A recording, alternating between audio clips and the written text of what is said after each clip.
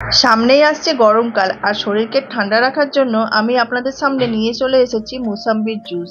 তো মুসাম্বির জুস আমি কিভাবে বানাচ্ছি সেটাই আপনাদের সঙ্গে আজকে শেয়ার করব। তো চলুন দেখে নিন কিভাবে আমি বানাচ্ছি।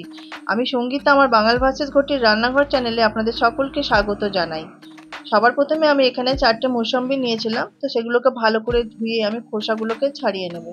খোসাগুলোকে ভালো করে পরিষ্কার করে নিতে হবে, না তো জুসটা একটু তিতো লাগবে। তো খোসাগুলো ছাড়িয়ে নেওয়ার পরে আমি পিস পিস করে একটা প্লেটে বের করে রাখি। আমার ভিডিওটা আপনারা যদি ফেসবুক থেকে দেখে থাকেন তাহলে পেজটা ফলো করে পাশে থাকবেন আর লাইক কমেন্ট করে বন্ধুদের মধ্যে শেয়ার করে দেওয়ার অনুরোধ রইল। তারপরে আমি মিক্সির জারের মধ্যে মুসাম্বিগুলোকে দিয়ে দিই আর অল্প জল অ্যাড করে দিই, আর এখানে আমি 2 চামচের মতো চিনিও অ্যাড করে দিই। আর চিনিটা এখানে আপনারা আপনাদের স্বাদ অনুযায়ী কম বেশি করতে পারেন। তারপরে আমি ঢাকনাটা বন্ধ করে নিয়ে মিক্সিতে একটা পেস্ট বানিয়ে নিই। তারপরে সেটাকে আমি ছাঁকনির সাহায্যে একটু ছেঁকে নেব।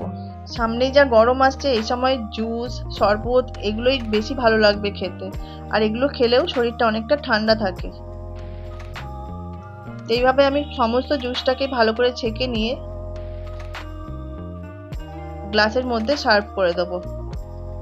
আর আপনারা চাইলে এর মধ্যে আইস কিউব দিয়েও সার্ভ করতে পারেন। তো আমি এগুলো নর্মালি এইভাবেই সার্ভ করে দিলাম। আর দেখতে সুন্দর লাগবে বলে উপর দিয়ে আমি পুদিনা পাতা দিয়ে ডেকোরেশন করে দিলাম। তো কেমন লাগলো আমার আজকের এই মৌসুম্বির জুস রেসিপিটা কমেন্ট করে অবশ্যই বলবেন। আর আমার ভিডিওটা প্রথম থেকে শেষ অবধি দেখার জন্য আপনাদেরকে অসংখ্য ধন্যবাদ। ভালো থাকবেন, সুস্থ থাকবেন। দেখা হচ্ছে পরের কোনো রেসিপিতে। আজকের মতো এখানেই আসছি। নমস্কার।